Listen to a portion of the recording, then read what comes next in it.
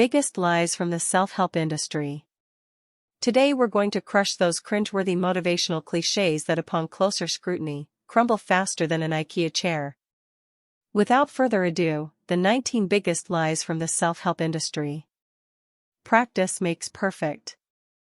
There's no substitute for consistent effort, no shortcut for spending hours honing your craft. But there's a vast difference between effective and ineffective practice. Ineffective practice means repeating poor habits.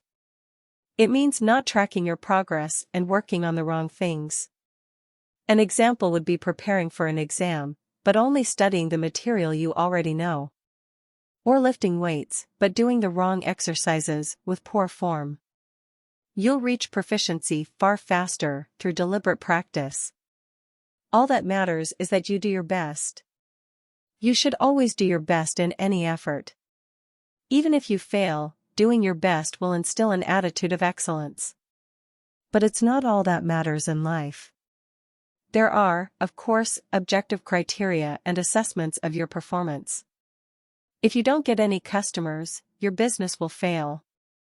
If you don't win any games, you won't be on the team for long. And that's okay, you might need to rethink your approach, or what doing your best means to you. You could be in the wrong business or game. But thinking that doing your best is all that counts is one of the biggest lies in life.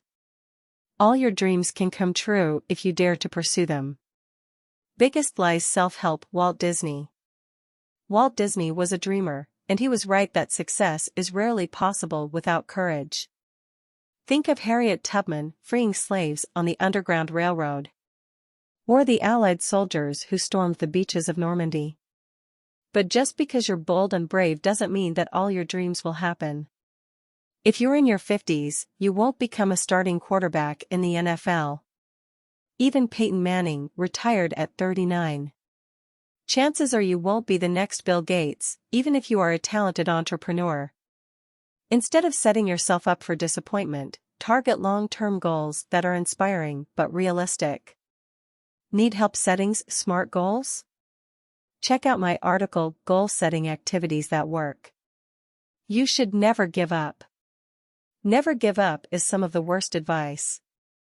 Sure, you should never quit something with great long-term potential. You should never stop because one person or company rejected you. But many people suffer from the opposite. They continue something that dislike or will never be great at. Or they keep doing things they hate because of pride or perceived sunk costs. Sometimes, giving up is the best choice you can make. Everything in life has an opportunity cost. Time spent on one endeavor comes at the expense of another. Persevering down the wrong path is as foolish as quitting too soon on the right one. Your attitude, not your aptitude, will determine your altitude. This platitude is in the same vein as it's not what you know, it's who you know. Having a positive attitude is key to success in any discipline. If you think you will fail, you will prove yourself right. But we should never discount the importance of skills and education. Imagining that I'm a great golfer won't make me play like Tiger Woods. Studying the best and spending thousands of hours on deliberate practice might. Thinking that coding is easy won't turn you into a great developer. Writing 100,000 lines of functional code could get you there. Attitude counts for a lot, but developing a strong aptitude in your field is as important. Focus on your weaknesses. It took me 15 years to start focusing on my strengths rather than my weaknesses. Why? Outsized success has more to do with exceptionalism at one or two things than mediocrity at many. Society calls this well-rounded, but I disagree. Michael Jordan is prolific at basketball. No one talks about his average baseball career. Shaq was a dominant presence on the court, but no one is reminiscing on his acting or musical career. Thinking that you need to be a jack of all trades is easily one of the biggest lies out there. When you want something, all the universe conspires in helping you to achieve it. Biggest lies self-help. The Secret. This notion came into popularity with the best-selling book, The Secret. The idea that the universe will give you whatever you want is not accurate at all. If you attempt anything significant, you will encounter adversity from the world. Some setbacks are self-inflicted, some bad luck. Abraham Lincoln failed in 2 businesses and 8 elections before becoming the most significant U.S. president in history. Thomas Edison's experiments to invent the light bulb failed over 10,000 times. These are great examples of grit. Believe in yourself and have faith in your ideas, but know that the world isn't there to roll out a red carpet for them. Don't say you don't have enough time. Well-meaning people will often shame you for not achieving perfection in all your goals. They'll say things like, if X person could do it, so could you. Sure, we shouldn't make excuses for failure. But some of us have legitimate constraints. If you have a full-time job, you probably won't have 50 hours a week to work on your side business. If you're a single parent, you might not have 2 hours per day to devote to the gym. A celebrity might have access to the best personal trainers and top instructors, but you don't. Don't settle for less than your best, but be mindful about who you're comparing yourself to. If at first you don't succeed, try harder. Perseverance is a crucial trait for anyone that wants to succeed.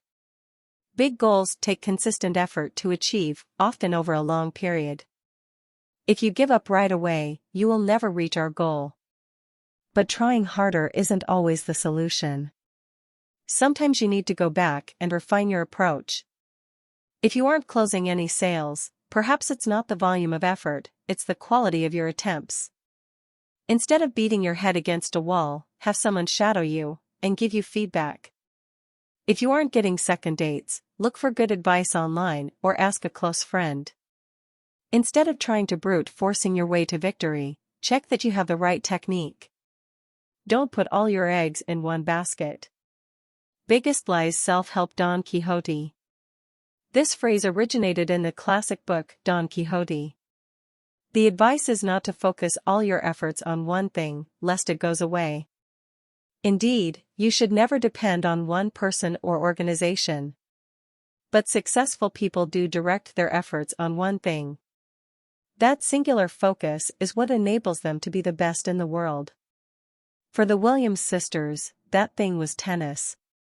Tesla's one thing is sustainable energy.